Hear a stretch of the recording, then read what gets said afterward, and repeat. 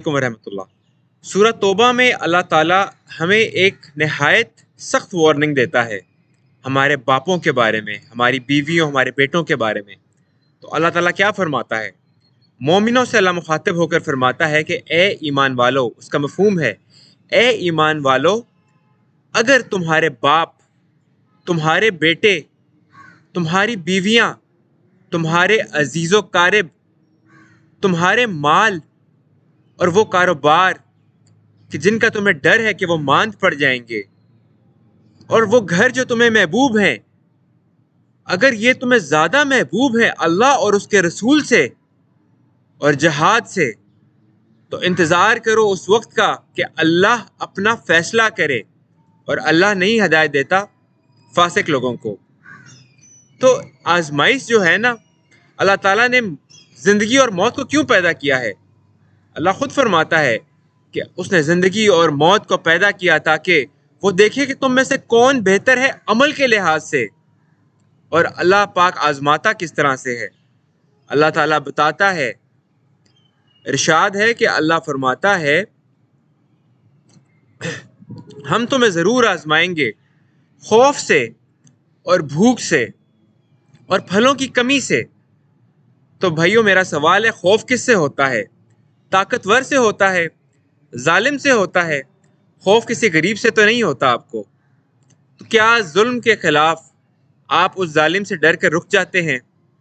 جیسے ہم نے موسیٰ ورسز فرعون کا تذکرہ کیا تھا کہ ہر زمانے کا ایک فرعون، ایک ظالم ہوتا ہے۔ محض قصے کہانیاں اللہ نے بیان نہیں کی ہیں، اللہ نے مجھے اور آپ کو یہ تلقین دی ہے کہ جب تمہارے وقت میں فرعون اٹھے تو تم نے کیا کرنا ہے، تم نے اس کے خلاف کس طرح جہاد کرنا ہے۔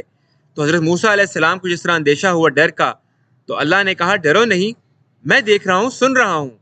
اور جب جادوگر سجدے میں گرا دیے گئے تو انہوں نے، فرعون نے یعنی ظالم سسٹم نے کیا کہا کہ میں تو تمہیں سولی پر لٹکا دوں گا، تمہارے ہاتھ پاؤں کاٹ دوں گا۔ تو جب ان کے اندر ایمان آ گیا تو انہوں نے کیا کہا، تم سے جو ہوتا ہے کر لو، تم تو فیصلہ کر سکتے ہو صرف اس دنیاوی زندگی کا۔ تو اللہ ہمیں آزماتا ہے خوف سے۔ یاد رکھیے اللہ زیادہ حقدار ہے اس بات کا کہ اس سے ڈرا جائے، بجائے اس کے کہ اس کے مقابلے میں لوگوں سے ڈرا جائے۔ اور اللہ کہتا ہے کہ میں تمہیں آزماؤں گا بھوک سے۔ بھوک کس چیز کی ہوتی ہے؟ آنکھوں کی بھوک ہوتی ہے، پیٹ کی بھوک، نفس کی بھوک، خواہشات کی بھوک۔ بندہ اپنی خواہشات کا تابع ہو جاتا ہے۔ اللہ فرماتا ہے کیا تم نے ایسے شخص کو دیکھا جس نے اپنے خواہشات نفس کو اپنا الہ بنا لیا ہے؟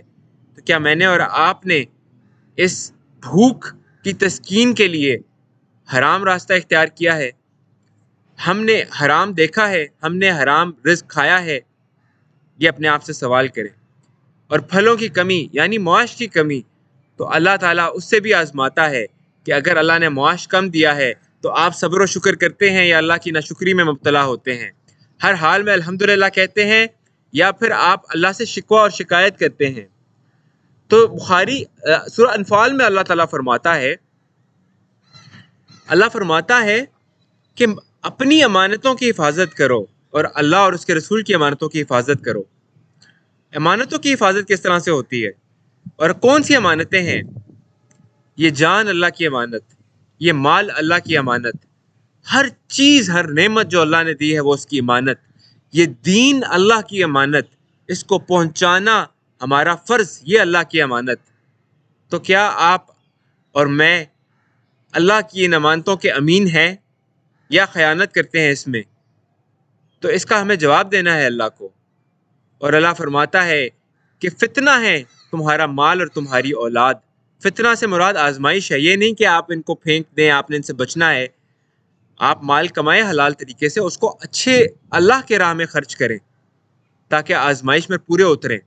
میانہ روی سے خرچ کریں اپنے اوپر، اپنی اولادوں کی اچھی تربیت کریں، اللہ اور اس کے رسول کی باتیں انہیں بتائیں، انہیں دین سکھلائیں، انہیں اسلام کا دائی بنائیں، دین کا دائی بنائیں، تاکہ وہ آپ کے لیے صدقہ جاریہ بنے۔ آپ اس دنیا سے چلے جائیں گے، اس کے بعد آپ کے لیے دعائیں مغفرت کریں گے، اسی وقت کریں گے جب آپ ان کی صحیح طریقے سے تربیت کریں گے۔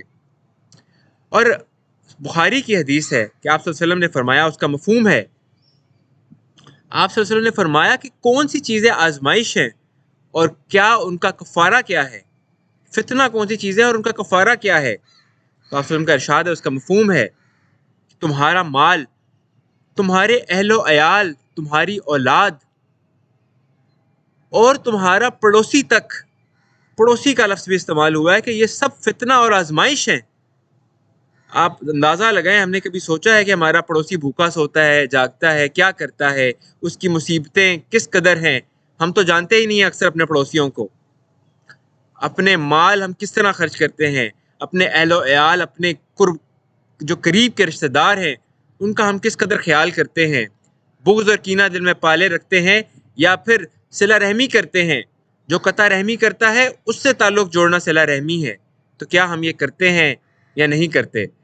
تو آپ صلی اللہ علیہ وسلم نے فرمایا، اسی حدیث میں آگے اس کا مفہوم ہے کہ اس کا کفارہ کیا ہے۔ آپ صلی اللہ علیہ وسلم نے فرمایا کہ نماز، روزہ، صدقہ، نیکی کا حکم دینا اور برائی سے منع کرنا، یہ اس کا کفارہ ہے۔ یعنی جو آپ کے اوپر آزمائشیں ہیں، اگر آپ اس کا کفارہ ادا کرنا چاہتے ہیں تو آپ نماز پڑھیں، ایسے نماز پڑھیں جیسے نبی صلی اللہ علیہ وسلم نے نماز پڑھی، اللہ کو یاد کر کے پڑھیں، منافقوں والی نہیں کہ سستی اور کاہلی والی، اور دل میں دنیا اور ٹکرے مار رہے ہیں اور پتہ ہی نہیں ہے کہ ہم کیا کر رہے ہیں۔ اللہ کے حضور جھک کر اللہ سے مانگیں، صدقہ دیں اور نیکی کا حکم کریں اور برائی سے منع کریں۔ یہ تو مسلمانوں میں اللہ نے فرمایا کہ ایک جماعت موجود ہونی چاہیے جو نیکی کا حکم دے اور برائی سے منع کرے، اور یہ تو انبیاء نے نہیں آنا، اب میرے اور آپ کی ذمہ داری ہے۔ تو علماء نے 4 درجے بتائے ہیں آزمائش کے کہ اللہ تعالیٰ کیسے آزماتا ہے۔ تو آزمائش جب آتی ہے آپ کو اللہ کی طرف سے، کوئی اللہ آپ کو کبھی دے کر آزماتا ہے، کبھی لے کر آزماتا ہے، تو راحت یا تکلیف آتی ہے، تو اگر تو آپ کہتے ہیں کہ یہ تو فلانی پیر بابا کی وجہ سے مجھے آسائش مل گئی ہے، یا کالی بلی نہیں گزری ہے یہاں سے تو میرے حالات ٹھیک ہے، یا پھر آپ کہتے ہیں یہ ستارے میرے آج ٹھیک ہو گئے ہیں، آپ کسی اللہ کے علاوہ کسی اور پر یقین کرتے ہیں، تو یہ تو شرک ہے، گمراہی کا سب سے بدترین درجہ ہے۔ اس کے بعد دوسرا لیول ہے کہ آپ کہتے ہیں کہ ہے تو یہ اللہ کی طرف سے، یعنی راحت اور تکلیف اللہ کی طرف سے ہے، آپ توحید پر تو قائل ہو گئے ہیں، لیکن جب اللہ آپ کو زیادہ دیتا ہے، صحت دیتا ہے، مال دیتا ہے، اسباب دیتا ہے، تو آپ گھمنڈ میں، فخر میں مبتلا، تکبر میں مبتلا ہو جاتے ہیں، اور جب اللہ آپ کو کم دیتا ہے تو آپ مایوسی میں مبتلا ہو کر کفر کرتے ہیں۔ مایوسی تو کفر ہے اللہ کی ذات سے، تو یہ بھی گمراہی کا، توحید کا درجہ ہے لیکن گمراہی کا درجہ ہے۔ اس کے بعد اگر آپ اس بات پر یقین کرتے ہیں، نمبر 3، ہدایت کا پہلا درجہ کہ اللہ ہی کی طرف سے ہے تکلیف اور راحت، اور آپ الحمدللہ کہتے ہیں چاہے راحت آئے چاہے تکلیف آئے، تو آپ ہدایت کے درجے پر فائز ہیں، توحید پر بھی فائز ہیں۔ لیکن اس کا اعلیٰ ترین درجہ کیا ہے کہ جب انہیں مصیبت آتی ہے تو وہ کہتے ہیں انا للہ و انا الیہ راجعون، کہ ہم اللہ ہی کے، ہمیں اسی کی طرف لوٹ کر جانا ہے۔ جب انہیں راحت آتی ہے تو وہ الحمدللہ اللہ کا شکر ادا کرتے ہیں، لیکن جب اللہ انہیں کم دیتا ہے تو وہ سمجھتے ہیں کہ ہمارا امتحان کم ہے۔ لیکن اگر اللہ نے آپ کو صحت دی ہے، مال دیا ہے، اسباب دیے ہیں، آپ اس کو یہ خیال کرتے ہیں کہ اب میرے اوپر ذمہ داری زیادہ ہے کہ اللہ نے مجھے دیا ہے۔ ہر شخص سے اس کی رعیت کے بارے میں سوال کیا جائے گا۔ یہ نہ سمجھیں کہ اگر آپ بادشاہ اور حکمران نہیں ہیں تو آپ کا اختیار کم ہے۔ ایک جو گھر کا فرد مرد ہوتا ہے نا، وہ اپنی رعیت کا ذمہ دار ہے، اپنی بیوی بچوں کا، اپنے گھر کا، بیوی اپنے اولاد اور اپنے جو گھر کی اس کی چیزیں ہیں، خاندان کی غیر موجودگی میں شوہر کے، ان سب کی حاکم ہے۔ اس طرح جماعت کا امیر اس کا حاکم ہے، بادشاہ پورے ملک کا حاکم ہے، ان سب سے اس کی رعیت کے بارے میں سوال کیا جائے گا۔ اللہ نے مجھے اور آپ کو اس دنیا میں آزمائش کے لیے بھیجا ہے۔ الہاکم التکاثر، کہ ہم آگے بڑھنے کے چکر میں مال اسباب کے، قبر ہمارے انتظار کر رہی ہے، ہم بس انتظار میں ہے کہ اپنے پاؤں قبر میں لٹکائیں اور لیٹ جائیں اس کے اندر، کتنا عرصہ ہم گزار لیں گے۔ آخرت میں ہم جا کر کہیں گے کہ ایک دن یا اس سے کچھ حصہ گزار کر آئے ہیں اس دنیا میں۔ تو اگر ہمارا ایمان ہے اس چیز پر تو ہمیں کس طرح اس دنیا میں بچ بچ کر گناہوں سے چلنا چاہیے، ہمارے ایمان کا تقاضا ہے یہ۔ تو اپنی زندگیوں میں اللہ سے توبہ کر لیں، اللہ ان کی توبہ قبول کرتا ہے جو پھر اپنے آپ سے یہ عہد کرتے ہیں کہ اب دوبارہ ہم گناہ نہیں کریں گے، اس کی مکمل کوشش کرتے ہیں۔ اللہ خود فرماتا ہے کہ نہیں ہے توبہ ان لوگوں کے لیے جو کرتے چلے جاتے ہیں گناہ، حتیٰ کہ جب آگ کھڑی ہوتی ہے انہیں موت تو کہتے ہیں ہم نے اب توبہ کی۔ تو اللہ سے توبہ کریں، اللہ کے راستے پر چلیں، اللہ اور اس کے رسول کی بات بیان کرنے میں فخر محسوس کریں، اور نیکی کی تلقین کریں اور برائی سے منع کریں۔ جس قدر ہو سکے اپنے ہاتھ سے روکیں، زبان سے روکیں، دل میں برا جاننے کو اس پر اکتفا نہ کریں صرف، کیونکہ یہ نہ ہو کہ اللہ آپ سے یہ توفیق بھی چھین لے۔ اللہ ہم سب کو اس کی توفیق عطا فرمائے۔ السلام علیکم۔